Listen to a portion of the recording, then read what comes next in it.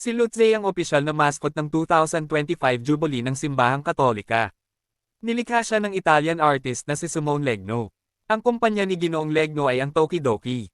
Sa una ay maaaring isiping nakakabighani si Lutze, pero may hindi ka nais-nais na nasa likod ng lumikha kay Lutze sapagkat ang Tokidoki brand ay nag-endorso ng Pride Month, LGBTQ at sex toys na lahat ay labag sa mga aral ng Simbahang Katolika. Kung ito ay ipapatangkilik natin sa mga kabataan, at natuklasan nila ang lahat ng tungkol kay Simone Legno at sa Tokidoki, maaaring isipin nilang ang LGBT at sex toys ay pwede na rin nilang tangkilikin.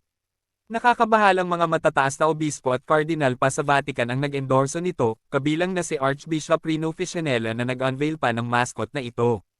Ang kahulugan ng pangalan ni Lutze ay liwanag sa wikang Italyano, at matatanda ang kalaban nating si Satanas ay unang tinawag na Lucifer o nagdadala ng liwanag kaya huwag magpalinlang sa lahat ng nakakaakit o cute tignan.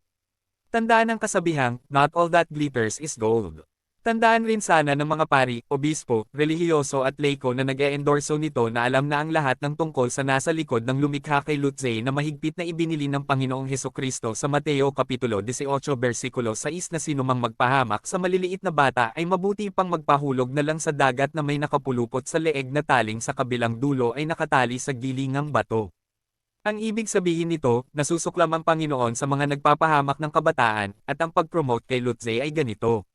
Sa mga magulang na Katoliko, maging malinaw sana sa inyong mga puso at isipan ang mga babala sa video na ito at kahit lantaran pang nilalako ang mga produkto na nakatatak si Lutze at ilagay man ang kanyang mga larawan sa mga simbahan, huwag na huwag ninyong hahayaang maimpluwensyahan nito ang inyong pamilya. Ipagdasal nating maalis sa ating inang simbahan ang mga nakakasira sa ating pananampalataya. Oo, tayo ay mga makasalanan, pero ang simbahan ang dapat nating lunas, hindi nakapagpapalala ng mga kasalanan. Huwag nating bibitawan ang pagdarasal ng Santo Rosario araw-araw.